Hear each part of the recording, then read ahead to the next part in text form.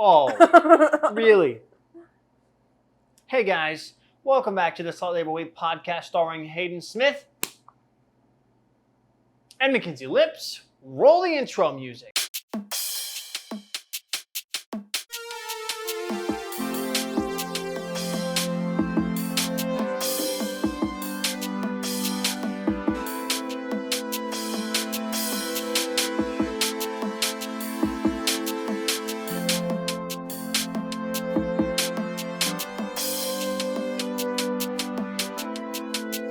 Welcome back to the best podcast in the world. We got to take care of some business in the beginning. So if you're on some streaming platform or anything, if you're listening or watching to this podcast, it is important that you hit the like button and hit all the bells and whistles that are on the platform that you're on, because it helps me in the algorithm and it makes me happy too. So if you hit that like button, boom, already set. Hit that follow button, boom, already set again. You'll never miss a podcast if you do that, and hit the bell there. So, business out of the way. I know I just released a podcast, I think, on Thursday. So, yeah, we're getting back on schedule is what it seems like. We're not slightly late. We're not slightly late. We're a little bit late on a Monday, but we're still making it. It'll probably come out on Tuesday. Probably come out on Monday night. So, do we have the podcast for you today? Normally, it takes about a week to get enough stuff to talk about, but a lot of stuff has happened in the past couple of days.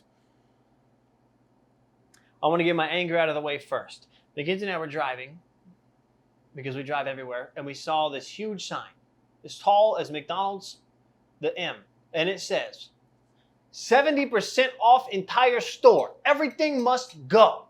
It's a local Laz-Boy company. If you don't know what Laz-Boy is, it's a furniture company. So we're like, It's not a local company. It is, you know what I mean. We're like, yo, 70% off. Because Laz-Boy stuff is expensive if you don't know. I'm currently sitting in a Laz-Boy from the 70s. So I'm like, yo, we're moving. We're going to need some end tables and a couple other furniture things. Might as well go check it out. So a couple days pass. We see it again. They still have a lot of stuff, it looks like. So we pull up, park the car, still has 70%. We're like, let's freaking get some furniture in this bitch, right? There's like this tent set up with like 8 chairs, 4 on each side. And I'm like, yo, let's check the prices of these because they look super comfortable. I'm looking at them. The first one I look at, I'm like, this ain't that comfortable. But I look at the price tag. Write down on a piece of paper how much you think this fucking recliner is. Not even an electronic one, just one that has the fucking lever. You probably wrote something like $200, $300, $400, maybe, dude. At 70% off. At 70% off, it was $758. I'm pretty sure they just mark up the original price and keep it at the price that you would normally Let me buy. tell you, $758 is more than 75% of $1,000. I'm not a math whiz, but that's a shit ton of money, bro. And I understand when it says up to 70%, not everything is 70%, whatever. Even if it's fucking 30% off, everything must go. Ain't nobody. Those were like the biggest price downs too, the ones that were outside. That's correct. Ain't nobody buying that shit, bro. I'm like, maybe I'm sure they just forgot. is. Yeah, I know. I'm like, maybe they just forgot to update the prices. I mean, whatever. So I mean, I did park in between a freaking Dodge Charger and like an Audi. Yeah, we did park between some expensive ass cars. But the warning signs are there. The red flags are there. We continue on our mission to enter the store. I enter the building. Looking around, lady approaches me and Mackenzie. Oh, also, prerequisite, fucking additional knowledge. Mackenzie and I had just done hella yard work that day before, or like earlier that day. So we're dirty as shit, wearing musty ass clothes. Got dirt literally on us. Continue from where I left off. Lady approaches us and is like, hey, is there anything that we can like assist you with or help you look for? My dumbass instantly says, yeah, we're kind of looking for end tables and like a king mattress. No, a king bed frame. A king bed frame. Even though I wanted to just meander in the place, she asked me and she was nice. So I said, yeah, here's the thing. And that's when Hayden learned never to tell the people what you're looking for. Just say, no, you're looking. Just say, no, you're looking. But I learned my lesson today. So she takes us on this fucking long ass trip around the fucking building looking for a king mattress bed. Frame. She finds one. I'm like, Mackenzie, this one's actually kind of nice. Like, I like the look. It's like had like an oak wood like backdrop. What is it called? Headboard. And it was all nice. And I pull this tag that's like near it, and I'm like, oh, only $999. I'm like, Mackenzie, low key. I mean, $1,000 for a bed frame we're gonna use for life. That's kind of a deal, low key. No, it's not. And then she says, sir, that's just the price of the mattress. The price of the mattress. So I'm like, oh, so $1,000 for a bed frame you think is like reasonable? for a nice wood one? I Yes. was looking at them on Amazon and I was like, $200 for this shit? Okay, correct. But we're in a nice place. I'm thinking $1,000 for a nice bed frame, whatever, boom. She's like, that's just the mattress, dude. I'm like, oh, so then how much would a bed like this typically go for? And she's looking around. She realizes that it's only the display model that they have a copy of. And she's like, I don't know if we can sell this, but like, I believe this one, and I think she found the price tag or something. I don't know. This one goes for $2,999. Fucking too many nines in there, dude. It should have stopped after the second 9. That bitch was $3,000. $3,000 in the middle of a 70%. Everything must go sell off for a fucking king bed. $3,000, dude. Bed frame. Bed frame. I don't know why I keep saying that. Bed frame, dude. So I'm just flabbergasted at this point, and I was like, there's no way. I mean, I almost started laughing in front of her, but I have respect and, responsibilities and stuff. So we continue. I was like, you have any other ones? She shows us this other one. It's expensive as fuck too. Whatever. I said, we're just going to keep meandering. I'm like, okay, so the bed frames are expensive. The beds are expensive. Maybe let's just look at the end tables as we're on our way out, Mackenzie. Let's just look. We found a really nice one. I forget which one we found. It was like some wooden, I don't know. It was some wooden one. It looked like an end table. Looked like an end table you see at your grandma's house. Very nice, very well made and stuff like that. So I'm like, oh, okay, this one looks like it could be like perfect for us. So I look at the price tag, $500. And that would have only been for one of them. For one of them. I was like, is this for the whole fucking like living room set or one fucking piece? Mackenzie goes, that's just the end table. I still can't believe how much that shit is. So I checked 3 other end tables. They're all $300 or more. Basically $500 or more. Expensive as shit. Still flabbergasted. Still 70% off. Still 70%. I wanted to be like, man, if this is the sale, what were the prices before this sale? They had the prices on them. Did they? Slashed out and then the new price. I swear to But I'm saying I think that they raised the original price so that they could say it was 70% off. Or like 20 or 30 or whatever it was. But still, I don't think those were the original prices. Like, ma'am, lady, furniture store lady, I understand inflation is a very real thing. But $500 for anything other than a fucking expensive car part is way too much money, dude. And even car parts are expensive as fuck, and I can talk about how I sort of kind of fixed your car. Says the person who spent $600 on a TV. Okay, TVs are different. TVs are extreme. This TV, or a gaming console, or a soundbar, all right, or a PC, with the or punches. The monitors. I understand. Those are essential things. You don't need an end table. You can build an end table. You can't build a fucking speaker. You can't build a television. Some people can. Not me. You can't build a table either. But I can cut an onion. No, you can't. We learned that today. Mackenzie showed me how to cook, and I was very good at it until the onion shit got in my eyes, and I started crying, dude. I told Mackenzie, I said, I need you to take over right now. That was the first thing I cut. And I was like, can't do this. And that's where his cooking career ended. And that's where my cooking career ended.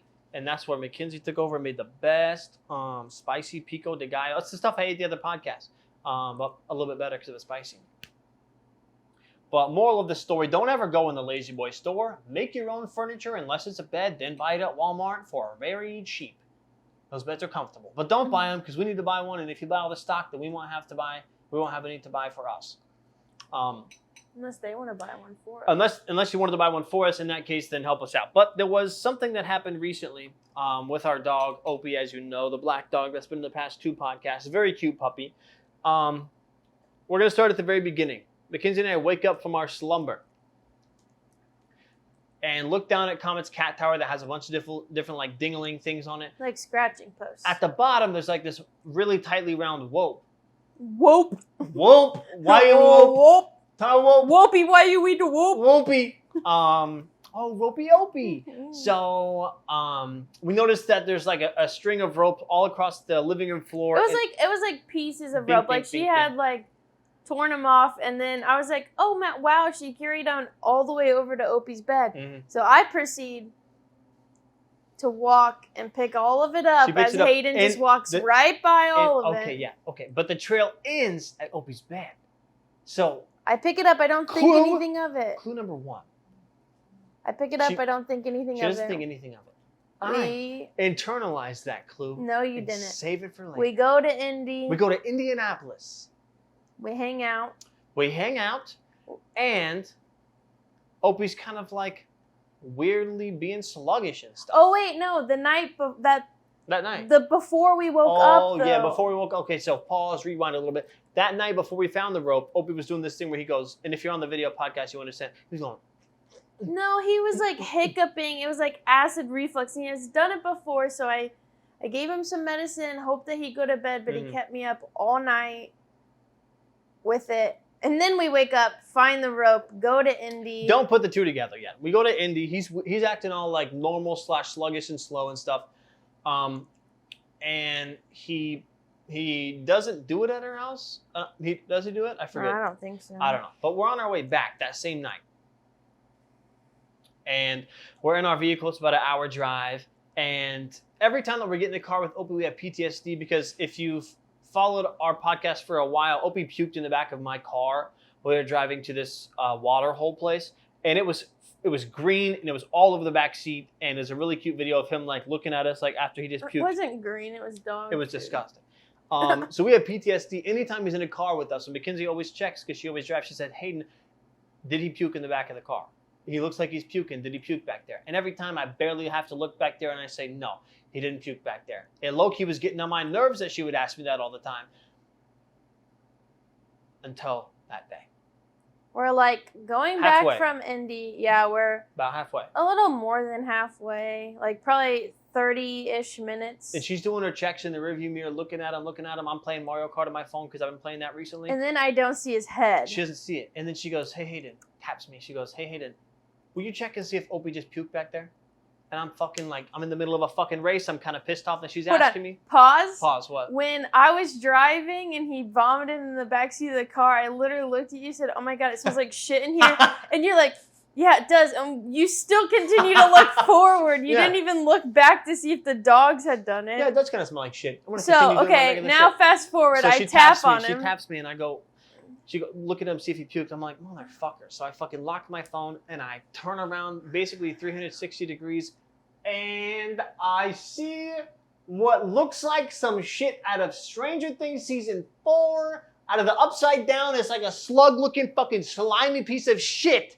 It was huge. It was like, It was huge. it was probably the size of a large rat. Like you see my biceps, literally probably half that size because my biceps are so huge. No, it was like the size of a rat. And It it was- looked like it had a tail. And I look at that thing, I look at Mackenzie, blink my eyes, bink, bink, bink, look back, and it's still fucking there, dude. It's still in the back seat. And I look at Opie in his eyes, and he looks at me, and I instantly understand that that shit had just come out of his mouth, dude. So I look at Mackenzie, and I go, yeah, I think he did puke back there. So then as I'm driving like 65 miles an hour, I look backwards and I'm just like, I couldn't take a long look because I was driving, had to be safe. And I was like, in my head, I was like, oh my God, he ate an animal at Mom's house. We thought, our first thought was a squirrel. Yeah, like a squirrel or a rat or a rabbit or something. And then just straight up vomit, like it's as if he had swallowed it whole. There was no And then- liquid, there was no food. Yeah, it and was then just this vomited piece of it shit. all back up. And So I grab my phone out to show Mackenzie a better look, snap a photo of it, show her. We're both in awe at what we just found in the back seat. Still don't understand. because like Opie's not the type to just like eat stuff off the floor, like doesn't chew eat- stuff up. He doesn't eat out of the trash. He doesn't chew stuff up. He chews his toys, but he never destroys them. He's never eaten anything besides fucking food and like pizza and mini corn dogs one time, Yeah. technically. So I snap a photo. We're trying to figure this out. I'm using my super sleuth Velma freaking Nancy Drew mind. And I'm trying to understand and detect what this could have been. Because it's obviously not a rat. It has like 2 tails on it. And it kind of looked like a crab the second time we looked at it. It did look like a crab, yeah. The way it was like ding. And then instantly, bing, light bulb on top of my head. Smart ass Hayden, Sherlock Holmes in this bitch remembers that we found fucking rope in his dog bed. And I instantly go, Mackenzie, it's the rope. It's the rope that we found. That's what Opie ate. And that's what is in our back fucking seat right now. Yeah, so he ate catnip, cat shit covered rope from Comet's scratching post. In all of this, Comet's the victim. I feel so bad that he destroyed her favorite toy. She destroyed it. He just picked up the pieces. Yeah. So I don't think he actually ate it off the cat tower. I think she destroyed it. I picked those pieces up before. I just never thought he'd eat them. So Mackenzie, being the hero that she is, obviously if I'm Velma in the situation, she had to be Fred. She went in there like a super trooper, picked that shit up, and then threw it away and cleaned up the mess afterwards. Shout out to Mackenzie for doing that gross ass job. Literally, micro dirtiest jobs. That would be number 5 probably. And then fast forward to the next morning. Oh, fast forward to the next morning. I take him out for a WALK. Oh, he's gotta go poopy. And he shits out a rope. And he shits the rope out. So we realized that swallowing rope and like yarn for animals is like super duper dangerous. So we're very lucky that he did puke up literally the largest chunk of it. We've been checking his poop ever since to make sure that there's not more ropey in his stool. Haven't seen any recently, but it was a very scary situation and very disgusting. So I'm glad that you were able to share that moment with us. And yeah. Puked up rope, half digested rope is definitely not what I wanted to look at. And then driving 30 minutes home with it just rolling around in the back of my car. Yeah, just rolling around and then it smelled and you keep looking at it. Once I figured out it was rope, it just became 10 times more disgusting. I don't know why. But I thought it was a dead animal, so it became 10 times less disgusting when I found out what it actually was. Yeah, it was traumatizing to say the least. I did take a photo of it. I might throw it in a video. It's really disgusting. Technically, it's just rope. Maybe I'll do like a little warning in there. What you're about to see. I have a video of it. She does. What you're about to see is super disgusting. So if you don't want to see it, then don't continue. But here you go. That's going to go into that thing. Yeah, in other news, in other non-puke disgusting news, there was a huge discovery. Oh, stop. Oh, she's making a face right now. She did a little, that huge? I don't really know. It's huge to me. So I will describe it in detail for you. There's this photo. Actually, it goes back to the beginnings of our relationship. Yeah, what was that other thing you said? Oh, we could talk about this on the podcast? The dog door. Oh, no, Yeah. no. And then it was something while we were talking. Ah, shit. But I forget what it was. Oh, I don't know. Damn, trying to figure that out because now that's fucking We'll have to rewatch the video. I wasn't recording during that time. Yeah, you were. It was while we were talking about something else, and you were like, "Oh yeah, I could talk about Oh that." shit, you're right. Should we just pause and relook at it, or? Nah. Yeah, you're right. We'll figure it out. Even though I'm really stressing about what it was now. Fuck. Was it a video of something? It was a video. I don't know. Anyway, back to what I was saying. In the beginning of our relationship, I was super, romantic, and I would send these beautiful text messages, these paragraphs out of And what did Mackenzie say? Wait, what? I said, and what did Mackenzie say back to them? You would say nice things back. But I sent her this photo of this guy that was taken a long time ago. And it was like the size of like your hand or something up against the sky. I don't know. And it was a super zoomed in photo from the Hubble Telescope that showed 10,000 galaxies. And I was like, even all those stars and galaxies out there, I love you as many as those stars are out there. You were about to say, The space. all those hoes and I still chose you. All those hoes and I still chose you. Look at how many hoes there are in the galaxy. There's a song called All These Hoes by Kid Leroy, and it goes, all of these hoes and I still chose you. That's what it, like when you started talking about it, that's what it sounded like. No, I know. All of these hoes still chose you. It's basically a song like calling every girl a hoe, but he still chose that girl. Which is super sentimental if you look at it like, at the face value. But I sent her this, it was about 8 years ago when I did this. And then today, there's a press briefing. Joe Biden and Kamala Harris went on the news, talked with NASA about this James Webb Telescope. And I was waiting like an hour and a half. Also, fuck that shit. It was supposed to come out at 5. They pushed it to 5:30. That shit came out at 6:30, dude. I understand you got your shit, but don't tell me a time and then waste my fucking time. Who's Webb, though? James Webb? I ain't got a clue. I don't know who he If is. you're so into this shit, how the fuck I'm you not don't into it. I'm into what the photo was. Who's Hubble? It's bubble without the top and the bottom. Hubble. It has the bottom. No, it doesn't. It's H. Oh, it's the B without the top and What the did I bottom. It's bubble without the top and the bottom. My dumbass. I was like, it still has the E at the end. Nope. Hubble. Hubble. And I thought it was going to be this 30-minute fucking segment. It was like literally 30 seconds. Anyways, not the main point You of this just story. said, I thought this was going to be a 30-second segment, and it was literally 30 seconds. What are you talking about? You just said that. Did I really? Yes. I don't remember saying that. It was supposed to be a 30-minute. Oh, I thought it was going to be 30. I thought it was going to be long, and then it was short as fuck. I waited a long time. But they pulled up this photo that's in full color from the James Webb Telescope, and he said it's like putting a grain of sand on your finger and holding it about an arm's length away. And I got long fucking arms, dude. I got long arms.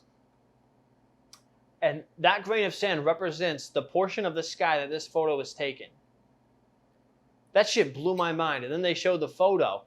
And the photo was this beautiful square image with galaxies warping and the light and the gravity, warping around. Why are photographs square? Why are they square? Mm-hmm. From the James Webb? Or what do you mean? No, just in general. Like a lens is round, but the photo is square. It has to do with what it's being shot onto. Do you understand what I'm saying? Mm-mm. Like back in the day, it would be literally. It just shows up on the screen. It'd be literally a sheet back there. And then the amount of light that would come in would literally just hit the sheet, and the rest of the light would just dissipate. What if you had like a really big sheet, though? Those are expensive as shit. No. You had like a really big sheet, and you just want to put a little picture on there. Why isn't it round? I get the sheet is square. Because the lens at the end of it is square. Like, even though the outside shit is round, it's going into like a square funnel. Like the shutter. Yeah, the shutter is square. Okay. Boom. There you go. Okay. And it was this gorgeous, breathtaking image, and it was super cool. It's like our generation's freaking moon landing, even though hopefully we actually will have a moon landing. But I found that super fascinating and thought I would share it with you as well. But we're going to have a Mars landing. Hopefully, that'd be freaking dope. Elon Musk on Mars and stuff. But that being said, I want Mackenzie to cover this segue while I get a drink. I'm still trying to figure out what you told me to talk about earlier, but I don't remember it. Driving, moving. Oh, the car. What? My car. What about? Oh, yeah. It feels very good when you fix something and it's fucking fixed. That being said, Mackenzie has this problem with her transmission where the thing goes like that. So I looked up a YouTube video, as one does. Went to AutoZone late at night, bought the parts for it. The next morning, fixed that shit. Got the funnel, put the liquid down the tube, and she drove it. And it's not fixed. And your review of it is what? It's halfway fixed. It's about 50%. So you just double up and it makes it 100%. So pretty sure that's how cars work. I mean, if you can fix it in $22 rather than like $500 or $6,000. Yeah, which is what they were take quoting. it. But yeah, that wasn't super eventful. No, but that's what you said. That is what I said. I remember that now. I remember it too. But there's a lot of things that I've done in my life that have been extremely stupid. And people know that I tend to do stupid things, but whenever I drink alcohol, whenever I consume alcohol, there are very few things that you could dare me to do that I would not do. And one of them, the most recent one, is fitting through a doggy door. We were in Florida, and I was dared to fit through a doggy door about the size of... Like a small doggy door. A small doggy door. Like, imagine a doggy door. There's probably a foot on each side of the door. Maybe probably less than a foot. Like 8 inches on each. And the door itself is probably like a foot by 16 inches. I don't even think it was that big. I think it was It was pretty small. 8 inches by a foot. Get a couple drinks in me, though. I'm up for a fucking challenge. He's Mr. Stretch. I am Mr. Stretch. I've always wanted to be a spelunker as well, so I thought I would test my claustrophobia. No, you were telling us What? a story about how, like, yeah, I could fit through that doggy door, as you do every time you get drunk. You're like, yeah, I could juggle. Yeah, I could do magic. Yeah, I can do this. Yeah, I can do that, because, you know, he's humble. I get very overconfident in my abilities, but this particular one... No, and then you were like, yeah, I could fit through that door. I know. And because I wanted to be a spelunker, I understand the rule where if you can fit your head in your shoulder through, then your whole body... Theoretically, without... Yeah, a normal person can fit through without a belly. So I should probably stop doing that.